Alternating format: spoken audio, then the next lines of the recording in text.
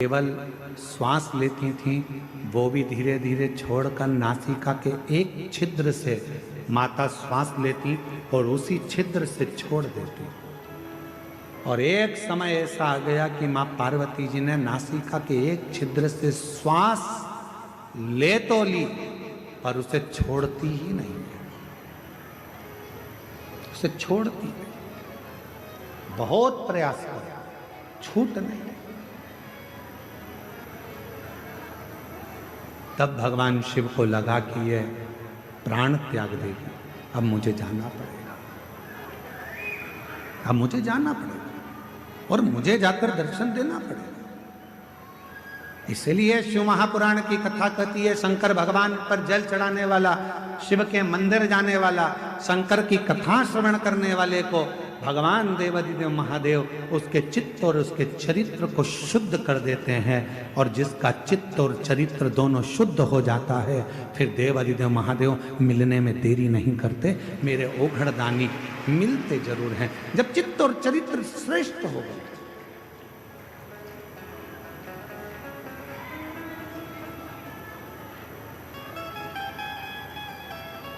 हम आपसे एक बात पूछे, जरा उत्तर दीजिएगा।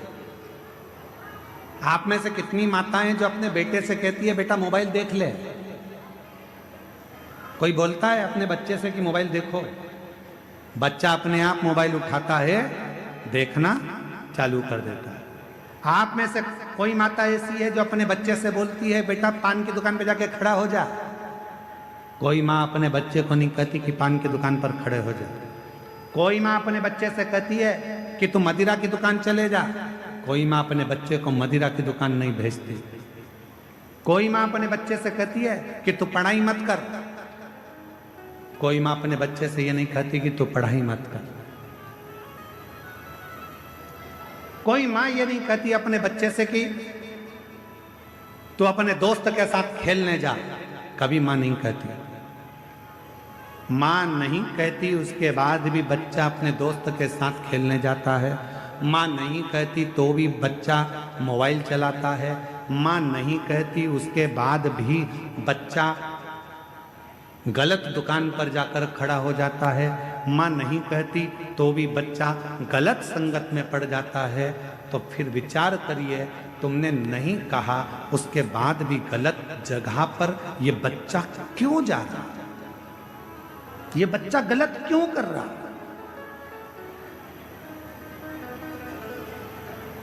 क्यों कर रहा है? तुमने बोला नहीं तो भी गलत काम कर रहा है, गलत संगत की ओर जा रहा है, गलत मार्ग की ओर जा रहा है। कारण क्या है? मतलब आपके घर के संस्कार उस बच्चे पर प्रभाव नहीं दे पा रहे हैं। आपके घर के संस्कार उस बच्चे को कम पड़ रहे हैं, इसलिए दूसरे की विसंगति उस बच्चे को बर्बाद करने में लग गई है। दूसरे की विसंगति अपने नहीं बोले। बिना बोले बच्चा मोबाइल चला रहा है, बिना बोले बच्चा दोस्तों के साथ घूम रहा है, बिना बोले बच्चा रात को 10-10, 11-11 बजे तक आ रहा है, बिना बोले बच्चा मदिरा पान कर रहा है, बिना बोले बच्चा तंबाकू खा रहा है। खुशी तब मनाना जब बिना बोले तुम्हारा बच्चा एक लोटा जल भरकर शंकर के मंदिर जाना चालू कर दे, तब समझना कि हमारे संस्कार पोषित हुए।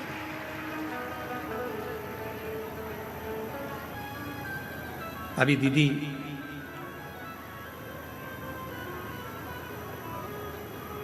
अयोध्या से पधारी दीदी गौरांगी जी कह रही थी अपने संबोधन में कि मेरे भी माता पिता हैं और मैं भी एक माता पिता की बेटी हूं।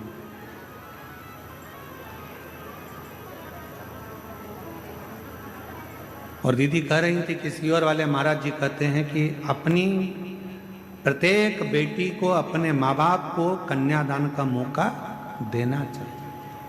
मैं दीदी से कहना चाहूँगा, ये कन्यादान का मौका कब मिलेगा? जब माता पिता अपनी बेटी को श्रेष्ठ संस्कार देना प्रारंभ करेंगे तो वो कन्यादान का मौका अवश्य देंगे। हम मना नहीं करेंगे कि आप खूब अच्छे कॉलेज में बेटियों को पढ़ाओ। हमारी दिली तमन्ना होती है, हमारी खुद की इच्छा होती है कि अच्छे कॉलेज में बेटी पढ़े, अच्छी एजुकेशन करे, बड़े से बड़े शहर में रहे, सब कुछ अच्छी नौकरी करे, अच्छी जॉब करे।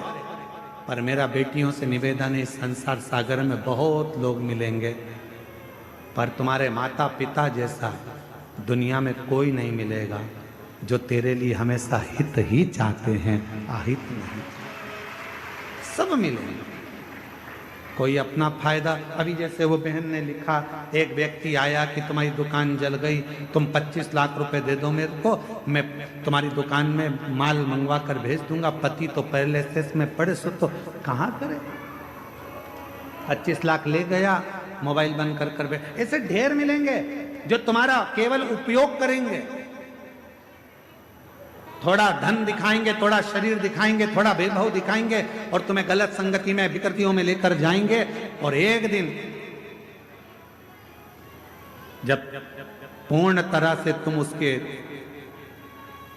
चुंगल में आ गए, फिर वो तुम्हें बर्बाद कर कर एक दिन मार कर टुकड़े कर कर अटैची में भर कर फेंक देंगे। बहुत है।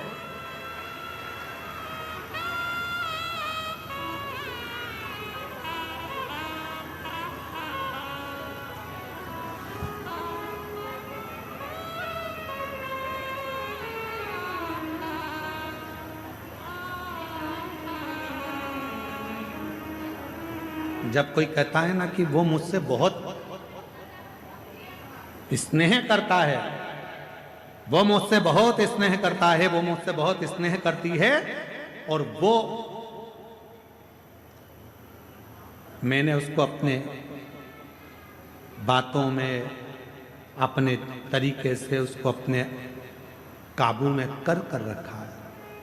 शिव महापुराण की कथा कहती है कि अपने जीवन को ऐसा मत बनाना कि आप किसी के काबू में रहें, आप स्वयं के काबू में रहें।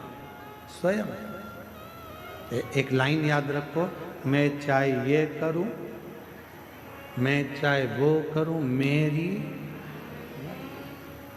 कोई तुमसे कहे कि मंदिर मत जाओ, मुझे पैदा करने वाले मेरे माँ बाप हैं, मुझे पढ़ाने वाले मेरे माँ बाप हैं। कोई तुमसे कहे कि तुम मंदिर मत जाओ, कोई तुमसे कहे शिव पुराण में मत जाओ, कोई तुमसे कहे शंकर का भजन मत करो, कोई तुमसे कहे बाबा वैद्यनाथ का दर्शन करने मत जाओ, कोई तुमसे कहे कहाँ इनके चक्कर में पड़ी हो, क्यों बाबा उनके चक्कर में पड़ी हो, क्यों कथावाचकों के चक्कर में पड़ी हो, क्यों सीवर वाले महाराज के चक्कर में पड़ी हो, क्यों शंकर के मंदिर में जा रही हो, क्यों पशुपति व्रत कर रही हो, क्यों दरवाजे पर श्री शिवाय नमस्तुभ्यम लगा रही हो। मोहल्ले के लोग, दुनिया के लोग, रिश्तेदार लोग यदि तुम्हारे पास आकर तुम्हें इस तरह का ज्ञान दे तो उनके हाथ जोड़कर कहना, मुझे जन्म देने वाले तुम नहीं हो, मुझे पढ़ाने वाले तुम नहीं हो, मेरी परवरिश करने वाले तुम नहीं हो, मैं मेरे माँ बाप का खाती हूं, अपने विचार से जीती हूं, मैं किसी की सुनती नहीं। क्यों सुने हम, क्यों विचार करें?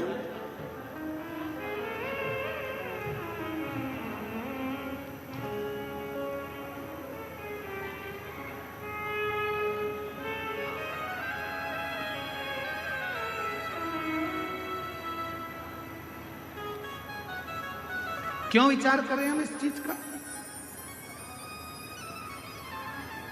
ये सब विचार नहीं, हम किसी के कहने पर नहीं चलते, हम तो बाबा के भरोसे चलते हैं। हम तो स्कंद पुराण का 531वें नंबर का प्रश्न राजा भद्रायु की कथा का बड़ा सुंदर वर्णन करता है, और शिव महापुराण भी राजा भद्रायु की कथा का वर्णन करता है। शिव पुराण कहा,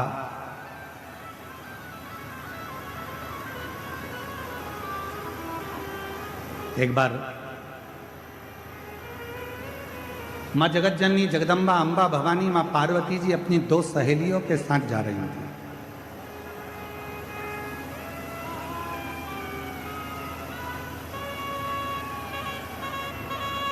इतने में माता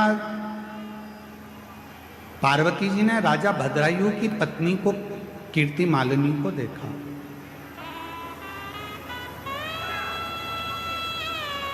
और राजा भद्रायु की पत्नी जब कीर्ति मालिनी दिखी, जहां शंकर भगवान का शिवलिंग था, जहां देवाधिदेव महादेव विराजमान थे, उस शिवलिंग के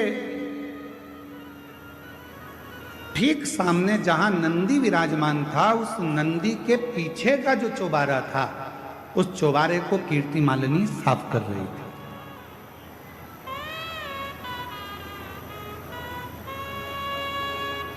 पार्वती जी की दृष्टि चली गई और मां जगत जननी जगदम्बा अम्बा भवानी ने, माता पार्वती जी ने देखा तो अपनी सहेली से पूछा कि ये है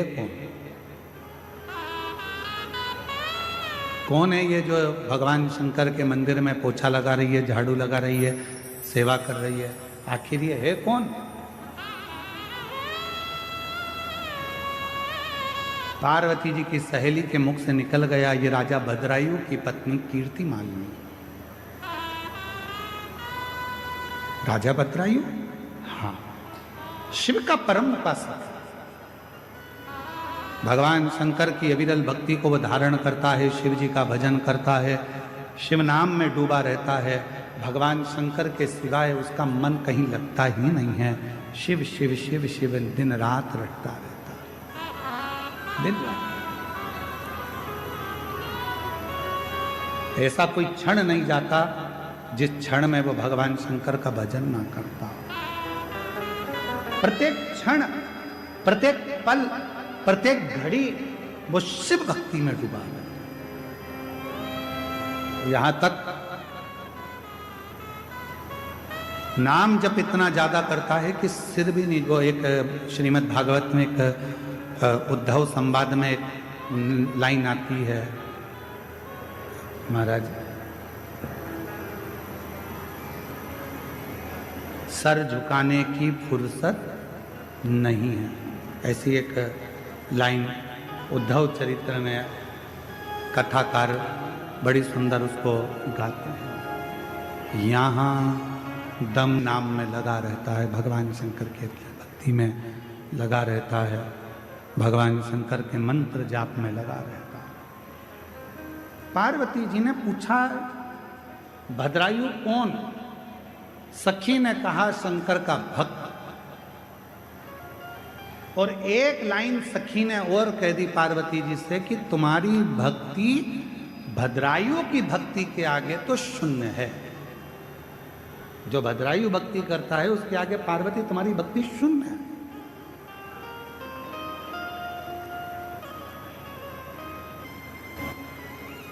संसार में जितने भजन करने वाले होते हैं, जितना भक्ति करने वाले होते हैं, जितना मंत्र जाप करने वाले होते हैं, स्मरण करने वाले होते हैं, नाम कीर्तन करने वाले होते हैं, इनकी निंदा करने वाले 1000 गुना ज्यादा होते हैं, 1000 गुना ज्यादा। आप जितना जितना सत्कर्म में आगे बढ़ोगे उतने तुम्हारे निंदक बढ़ते चले। पर अपने को नहीं डरना, आग लगे बस्ती में क्या किसको रोइए, हम तो बाबा के भरोसे। फिर कुछ भी हो अपने को टेंशन। अब भद्रायु भजन करने वाला, भद्रायु राजा भगवान की भक्ति करने वाला, और पार्वती जी की दृष्टि पड़ गई और पार्वती जी की सहेली ने कह दिया, तुम्हारी भक्ति राजा भद्रायु के आगे तो शून्य है, शून्य। अब जब इतनी बड़ी बात पार्वती जी को मिलेगी तो पार्वती जी का तो हृदय जल गया। पार्वती जी ने कहा, ऐसा होता है क्या? मैंने कहा शिव जी की भक्ति को धारण करा है, शंकर की भक्ति को मैंने किया है और मैंने शिव जी को प्राप्त करा है। मेरी भक्ति के आगे क्या भद्रायु की भक्ति श्रेष्ठ है? पार्वती जी अपने घर चली गईं। मौन होकर आज माता पार्वती बैठ गई, चुप, कुछ नहीं बोली। श्री गणेश जी का आगमन हुआ। और गणेश जी ने पूछ लिया, माँ 3 दिन से देख रहा हूं आपको माता, आप मौन हो, कुछ बोलती नहीं, क्या बात है? गणेश जी ने जैसे ही कहा तो माता बोली कि मैंने सुना है कि भद्रायु राजा की शिव भक्ति बड़ी प्रबल है। इतने में तो माँ ने कहा था और गणेश जी ने पूरा चिट्ठा खोल दिया। अरे मैया, राजा भद्रायु तो भद्रायु जी की जो धर्म पत्नी है कीर्ति मालिनी, वो इतनी बड़ी शंकर की उपासक है कि अगर शिव कह दें तो वो प्राण त्याग दे, इतनी बड़ी उपासक। अब तो माता के मन में आया कि सहेली कह रही थी, मतलब बात सत्य हो गई। अभी भी मन स्थिर नहीं रहा। आज मन में शांति नहीं थी तो भ्रमण करने के लिए बाहर चली गई। जैसे ही बाहर गई तो 2 सहेली और मिल गई, लक्ष्मी और सरस्वती।